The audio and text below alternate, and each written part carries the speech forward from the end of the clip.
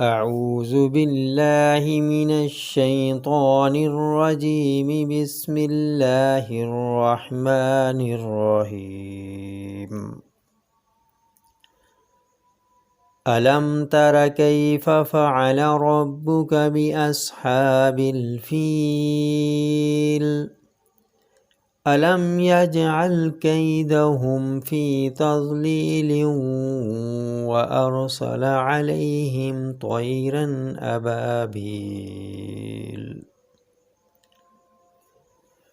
ترميهم بحجارة من سجيل فجعلهم كعصف مأكول.